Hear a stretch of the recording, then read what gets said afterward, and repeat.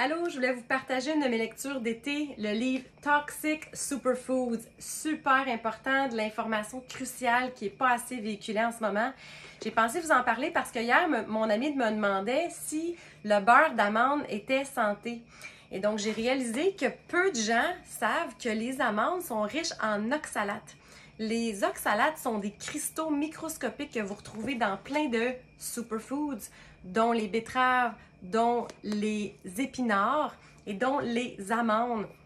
C'est comme des couteaux ou des cristaux microscopiques que vous avez dans plusieurs légumes et fruits qui ont des réputations santé normalement. Et c'est extrêmement peu connu que ces cristaux-là, dépendamment de votre métabolisme, peuvent s'accumuler dans votre corps.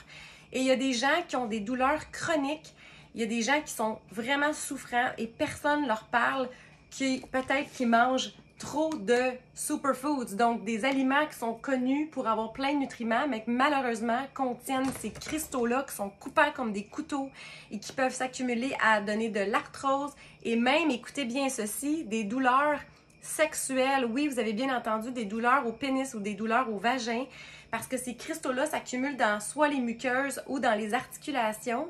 Ça peut donner des problèmes gastro-intestinaux, ça peut donner de la fatigue chronique. Il y a même des gens que les cristaux s'accumulent au niveau des larmes et les gens vont avoir des genres de cristaux. Donc le matin, si vous avez les yeux collants, ça peut être un signe. Si vous avez mal à la vessie, ça peut être un signe. Donc les patates douces, c'est un autre des top aliments à éviter. Les arachides, les framboises. Donc je vais vous donner la liste, mais vous pouvez trouver plein de belles informations dans le livre par Sally Kate Norton.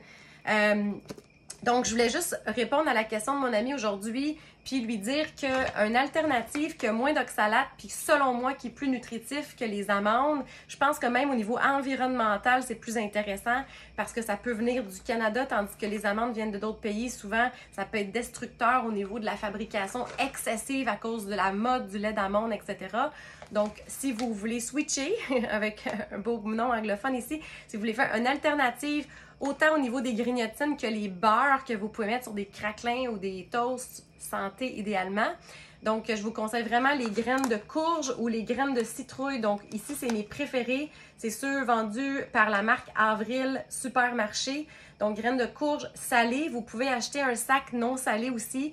Moi, qu'est-ce que je fais normalement, c'est que j'achète 2 sacs, je les mélange ensemble et donc j'ai 50% moins de sodium. Et là, je vous arrête tout de suite. Le sodium, c'est pas nécessairement négatif. C'est important pour la santé. J'ai un article au complet si ça vous intéresse. C'est un minéral pour l'énergie alcalin qui aide votre système digestif. Donc, il faut arrêter d'avoir peur du sodium. Il faut juste s'informer de ne pas manquer des autres nutriments qui contrebalancent ça. Donc, pour venir au niveau des amandes versus graines de citrouille, les amandes sont très riches en oxalates et ces cristaux-là peuvent s'accumuler, surtout si vous n'avez pas un bon système d'élimination. Donc ça, c'est du cas par cas au niveau de votre génétique, puis qu'est-ce que vous mangez pour entretenir la santé de vos reins, etc. Mais les graines de citrouille, en fait, contiennent plus de nutriments au niveau du pigment qui aide la santé, par exemple, de la prostate chez l'homme. Ça contient un petit peu de zinc. On s'entend que le zinc est beaucoup plus biodisponible dans le règne animal. Donc, la viande rouge, la volaille, c'est une source de zinc. Ici, en fait, tout le monde pense que les graines de courge sont une source de zinc, mais quand vous regardez sur l'étiquette, c'est pas ça qui domine du tout. Par contre, la bonne nouvelle, c'est que c'est riche en protéines et qu'au niveau de l'huile que ça contient, c'est moins oxydé parce que ça contient plus d'antioxydants que les amandes. Les amandes, c'est très riche en oméga 6. Si vous mangez trop d'oméga 6, donc si vous mangez souvent au restaurant, les restaurants vont utiliser de l'huile de canola et des huiles végétales. Huile végétale, c'est vraiment pas bon. Donc ça, je vous informe dans mon livre Steak versus brocoli. Donc, si vous avez trop d'oméga 6 dans votre corps, vous allez avoir plus de risque de produire de l'inflammation. Donc, découvrez vraiment les graines de citrouille. C'est délicieux quand c'est grillé, salé. Achetez peut-être 2 sacs si vous voulez réduire, si vous avez tendance à manger trop de sel. Et au niveau du beurre, mon truc pour que ça soit plus délicieux, surtout si vous servez ça à des enfants, c'est de le mélanger quand il est température pièce avec justement un petit peu de sel qui rehausse le goût à tous les niveaux. Et peut-être légèrement soit du faux sucre naturel comme du stevia ou du sirop d'érable si vous n'avez pas de problème avec les glucides. Ou sinon, non, c'est vraiment bon juste avec le sel. Des fois, moi, si j'ai pas eu le temps de le mélanger d'avance parce que je l'ai mis au frigo rapidement, j'ai oublié, à ce moment-là, je mets des fois une fine couche de miso sur mon craquelin. Donc, le miso, c'est intéressant pour les probiotiques. et c'est très salé. Et je vais ajouter une couche ensuite de mon beurre naturel, là, donc sans sel, et les deux ensemble, c'est merveilleux comme goût à découvrir. Donc j'espère que ça vous donne des belles idées de nouvelles collations. Bonne journée! Oxalate partie 2. Merci à tous d'avoir posé des questions et vos commentaires par rapport à la vidéo. Je réalise qu'il y a énormément d'importance et de liens à faire avec les oxalates, avec ma vidéo où est-ce que je vous parle des superfoods, donc les aliments sains qui sont très populaires, qui parfois peuvent être dommageables chez certaines personnes. Il y a tellement de nuances à faire et de points à expliquer. Donc, je vous ai préparé une deuxième vidéo. Premièrement, il y a le lien avec les pierres aux reins, OK? Donc, j'ai pas parlé des oxalates juste pour les pierres. J'ai tombé, en fait, sur les oxalates la première fois en détail parce que, comme certains d'entre vous le savez, j'ai une sous-division pour les hormones sexuelles qui s'appelle la naturopathe du sexe. Et j'ai lu que parfois les gens ont des douleurs justement au niveau des organes génitaux à cause de ces cristaux-là. Donc, il faut mettre un point, là, les oxalates, c'est pas juste les pierres aux reins. Mais par rapport à la question que j'ai eue au niveau des pierres, il faut savoir qu'il y a 4 types de pierres aux reins. D'ailleurs, j'ai fait une thèse, ça fait très longtemps, en 2011, pour graduer de l'école par rapport à ça. Et oui, les oxalates, c'est les plus populaires et ça peut être prévenu justement avec une saine alimentation, avec un apport en minéraux, je vais vous revenir tantôt. Mais il y a aussi les pierres qui sont causées par l'acide urique. Il y en a une pierre qui est causée par les bactéries. La quatrième, je me rappelle moins, elle est beaucoup plus rare. Donc les oxalates, on s'entend que oui, c'est la première cause, mais c'est pas juste causé par l'avenue des superfoods. Bien entendu, il y a vraiment un monde au niveau des oxalates pour comprendre que ça va être différent d'une personne à l'autre. Et pourquoi? Donc, oui, on pourrait blâmer la génétique, mais si on va plus loin que ça, il faut savoir que votre corps produit des oxalates. Oui. Et donc, c'est problématique chez les gens qui mangent beaucoup de sucre, particulièrement si vous avez un débalancement de la flore intestinale. Donc, c'est très populaire dans le domaine de la médecine intégrative de parler de candida albicans, de parler de dysbiose.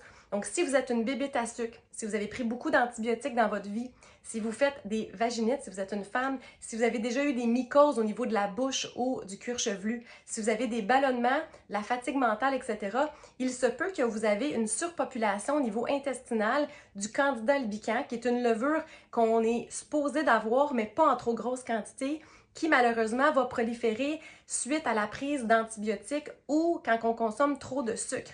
On voit ça souvent, les gens prennent des antibiotiques, les femmes vont faire des fois des vaginites après. Donc, dans le processus, dans votre corps, quand il y a le candida, ça fabrique des oxalates. Fait que si jamais vous avez des problèmes, vous avez tous les symptômes, avant de devenir vraiment obsédé à tout enlever les superfoods, il faut savoir regarder le grand portrait de c'est quoi un oxalate, ça vient de où, est-ce que ça vient surtout de votre corps ou de votre alimentation. Puis il y a des gens qui m'ont dit, ben là, ça n'a pas de bon sens, je mangerai plus rien. Tu sais, quand je vous parle de peut-être faire attention aux amandes, aux épinards, aux framboises, ben c'est pas pour vous faire peur, c'est pour prendre conscience que certains aliments, des fois, qui peuvent peut-être faire une accumulation de certaines substances et que peut-être votre problème vient de là. C'est juste pour vous allumer des pistes et des lumières. Faut jamais trop devenir obsédé avec l'alimentation. Il faut vraiment avoir une vue d'ensemble et prendre ces informations-là pour se poser des questions et analyser son corps, son bien-être. Donc, ceci dit, par rapport à l'exemple des amandes, je vous ai donné la semaine passée de choisir ou de varier avec d'autres sortes de graines ou de noix, comme les graines de citrouille. C'est la même chose avec les framboises. C'est génial, il y a plein d'antioxydants dans les framboises. Par contre, si vous avez des symptômes au niveau des oxalates, vous êtes à risque, bien pourquoi pas choisir des melons d'eau qui sont dans les fruits faibles en oxalates, par exemple. L'autre chose aussi, c'est qu'il faut regarder globalement comment ça va au niveau de votre capacité d'éliminer les déchets via les reins. Donc, encore là, il y a des gens qui vont comme trop consommer de produits acides, pas assez de légumes. Il y a des gens aussi qui ont dit, bon, les végétariens n'ont pas ce problème-là. Ce n'est pas vrai. J'ai déjà fait même une recherche au niveau de l'acido-basique, là, toute la mode de manger alcalin et tout ça, là, je vous dirais que c'est très, très, très démenti. Donc, le corps utilise même les protéines, que ça soit végétal ou animal. Ça peut faire un résidu acide, mais c'est une question d'équilibre. Les protéines vont même vous aider à créer des buffers qu'on appelle pour gérer les acides. Donc, ça n'a pas rapport avec l'élimination de la viande. Ça, il faut mettre un point là. Par contre, oui, c'est important d'apporter des minéraux avec des fruits, des légumes et d'autres substances alimentaires qui sont très nutritives pour un équilibre. Mais c'est pas en alcalinisant votre corps que vous allez régler nécessairement le problème non plus. Au niveau de votre capacité d'éliminer les oxalates, ben, ça passe par votre urine en partie. Donc, il faut aider à penser peut-être à remettre dans votre mode de vie des tisanes au lieu d'aller toujours vers le café ou d'aller toujours vers les breuvages. Donc, par exemple, c'est la mode, le kombucha, mais il faut faire attention s'il est sucré. C'est fait à base de thé, mais si vous aimez le thé, pourquoi pas vous faire quelque chose qui n'a pas du tout de sucre et qui est encore plus médicinal? Donc ici, c'est un mélange de plantes pour supporter la santé du rein, donc pour aider le drainage au niveau du rein, de supporter la fonction à plusieurs niveaux. Donc moi, j'achète ça en vrac chez l'Alchimiste en herbe sur Saint-Denis. Il y a aussi la bottine en herbe à Montréal et vous pouvez commander en ligne, faire des tisane sur mesure, donc c'est super intéressant. Moi, souvent, je vais faire un litre de tisane et je vais justement boire ça au cours de la journée, entre les repas, idéalement pour les plantes médicinales et non au repas. Donc, des fois, je vais le faire d'avance, je vais le mettre au frigo, comme ça, je vais avoir une tisane pour les 2-3 prochains jours. Ça me sauve du temps, ça me sauve de la vaisselle. Donc, ça vaut vraiment la peine de regarder globalement, de remettre des choses dans notre habitude de vie qu'on pense peut-être pas. Les tisanes thérapeutiques, c'est vraiment, vraiment intéressant. Puis ça nous aide des fois de ne pas aller vers un café quand on a froid l'hiver. Je sais que c'est l'été, vous pouvez la boire froide d'ailleurs. L'autre point que je voulais vous amener, c'est que pour gérer les oxalates, ça prend des minéraux. En fait, c'est comme ça que vous allez aider aussi à éliminer l'excès des oxalates et surtout faire de la prévention. Donc, étant donné qu'il y a beaucoup de gens qui font de plus en plus aux produits laitiers et je suis d'accord qu'il y a des excès, il y a des gens qui ont des intolérances, il y a des gens qui vont juste aller vers les produits laitiers trop facilement, qui vont en mettre partout. J'ai des clients des fois qui en consomment 2 à 4 fois par jour. J'essaie de leur faire prendre conscience d'aller chercher leur calcium puis des collations protéinées dans d'autres aliments. Cependant, qu'est-ce qu'il faut savoir? Si jamais vous avez un problème avec les oxalates et que vous êtes à risque, les fois que vous allez manger des superfoods riches en oxalates, comme par exemple une salade d'épinards ou une salade de betterave, vous pourriez rajouter du calcium. Donc, il y a plusieurs formes de calcium. Le meilleur qualité-prix pour juste la prévention des oxalates, ça serait le citrate. Donc, le calcium, il va aller s'attacher à l'oxalate. Il va faire une liaison et à ce moment-là, le corps ne peut pas l'absorber. Ça reste dans votre intestin et ça s'en va dans la toilette au lieu de passer par votre rein. Donc, c'est vraiment, vraiment intéressant. Et l'autre chose qui va aider votre corps à gérer les oxalates, c'est le magnésium. Donc, il y a plusieurs types de magnésium. J'ai une vidéo complète sur ça. Si vous ne connaissez pas le Neuromag, je vous suggère de regarder les récentes recherches. C'est un des magnésiums les plus absorbés. Des fois, les gens ne tolèrent pas bien le magnésium, le glycinate qui est quand même un des champions. La glycine, elle est intéressante pour votre foie, mais pour les oxalates, ça ne serait pas le premier choix. Donc, Neuromag, c'est super bien absorbé par le cerveau. Donc, vous allez peut-être même aider votre mémoire, votre concentration et le stress. Magnésium Neuromag de Designs for Health, une compagnie professionnelle que j'adore. Et donc, je vais essayer de vous mettre le lien sous la vidéo, mais vous pouvez la trouver dans ma boutique en ligne où est-ce que tous mes abonnés, si vous vous abonnez à mon infolette, vous recevez 5% de rabais en tout temps et des fois des belles promotions.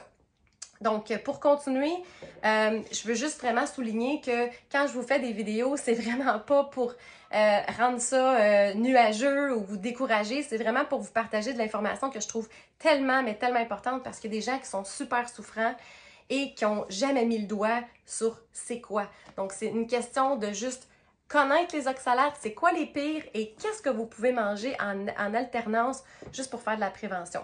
Dernier petit point, c'est que si jamais vous avez une accumulation d'oxalates, je vous conseille fortement d'être suivi par un thérapeute en privé parce que quand on détoxifie les oxalates, quand on se met à arrêter d'en manger puis que notre corps décide de les épurer, ça peut vraiment demander donc un travail supplémentaire à vos reins, votre système, et vous allez avoir besoin peut-être de prendre des suppléments de minéraux. Vous allez peut-être besoin d'assister votre rein.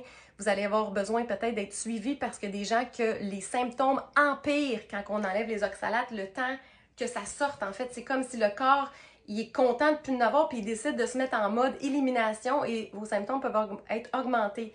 Donc, il y a des trucs, le livre ici l'explique super bien, mais si vous êtes suivi par un professionnel, surtout si vous avez des conditions de santé spécifiques, allez pas vous supplémenter sans vérifier ça avec pharmacien, médecin, naturopathe agréé. Donc, au plaisir d'avoir vos commentaires. J'espère que ça vous inspire et que ça vous met un sourire dans le visage un peu plus que l'autre vidéo. Au plaisir!